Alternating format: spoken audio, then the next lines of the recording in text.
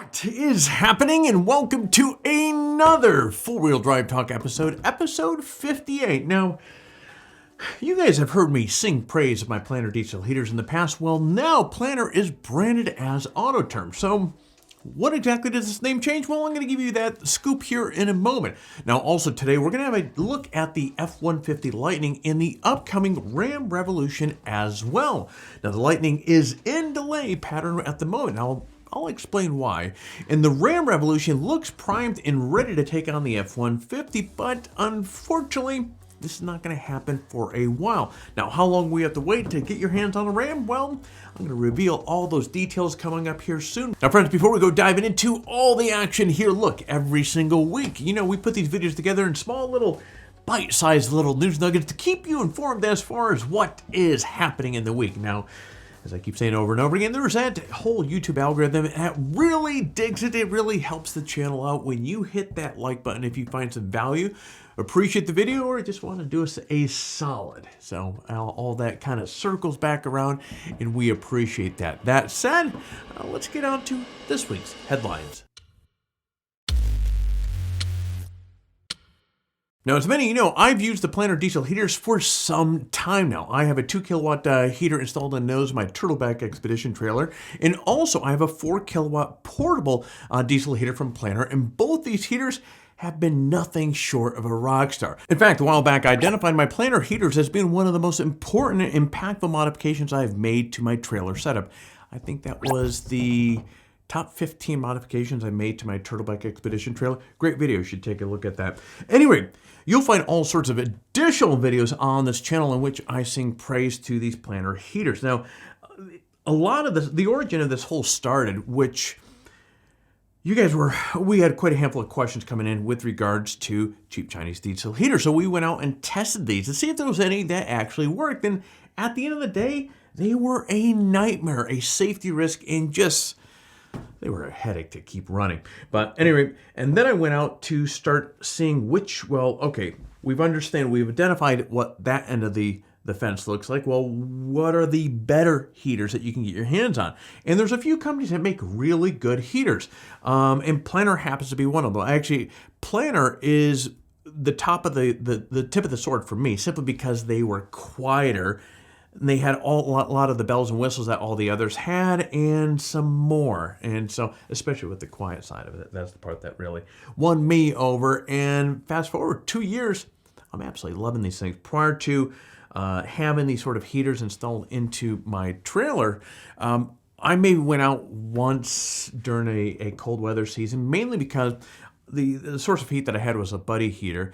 And especially when I'm heading out with my son, I have an extra layer of safety baked into heading out. And because with the buddy heaters, you can't run them all through the night. They're a safety risk because if you knock them over, especially with a kid playing around, that could happen. Then you have the carbon monoxide. And then the thing the biggest part about running a propane heater was the moisture. I just could not deal with that.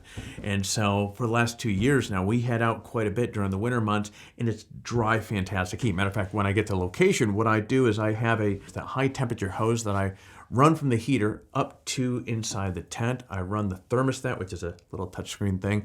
And I have one quick release wire connector, or it's actually plugging in the power for this thing. From there, turn on the heater, set the thermostat to what I want, and it's fantastic dry heat. Anyway, so now you can see my enthusiasm, why this is a newsworthy, because I love making recommendations to these heaters. And so anyway, getting back on topic here, Planar is in the news because the company has rebranded as Autoterm. So what does this rebranding actually mean? For starters, Planar Distribution will still be the distributor of the heaters in the US and Canada. In fact, their portable diesel heater, which again is that 4 kilowatt one that I have there. Actually, I should clarify. They have 2 kilowatt and 4 kilowatt. I just happen to have the 4 kilowatt with the portable one. Anyways, are still going to remain under the Planar heater trademark, as the heaters are designed and assembled in Canada by Planar Distribution Ltd.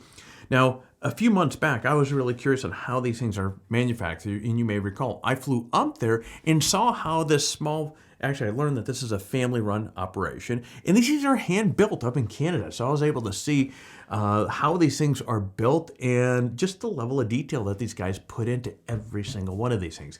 Anyway, the diesel heaters are now branded as Autoterm. Manufacturing operations for these heaters have moved to Latvia, and as the company notes, this move was necessary to prevent counterfeit products and unauthorized sales. Now, each of these heaters undergo strict quality control inspections and must pass a two-stage test. Now, the first is a cold test to ensure that the heater's electrical resistance and internal components are fully operational. Now, the second test, this is a real-life operational 30-minute test that measures the temperature of the air that produced by the heater itself.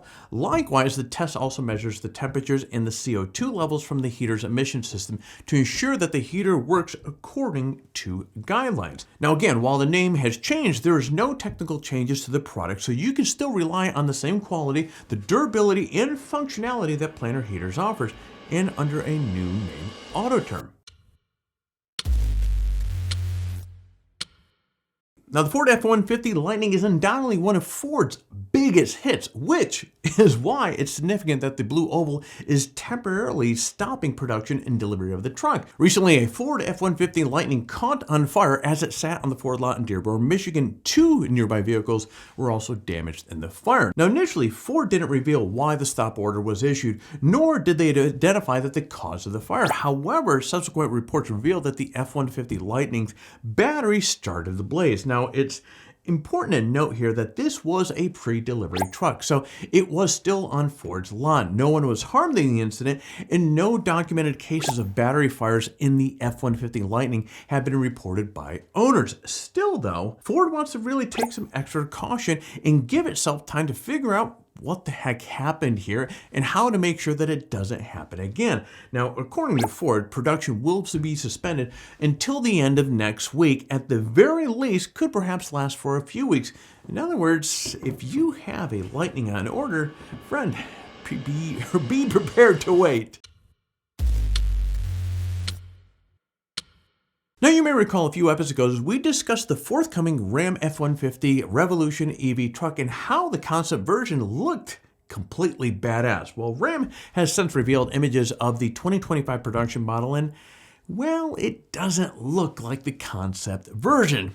Not really a big surprise, but more looks like the gas-powered version of the 1500. Now, in fact, the production model has the Ram Revolution front and back, but everything in between looks like the gas-powered version. And some of the cool features of the concept truck are notably absent. Like for me, I like the mid-gate that opened up the cab to the bed.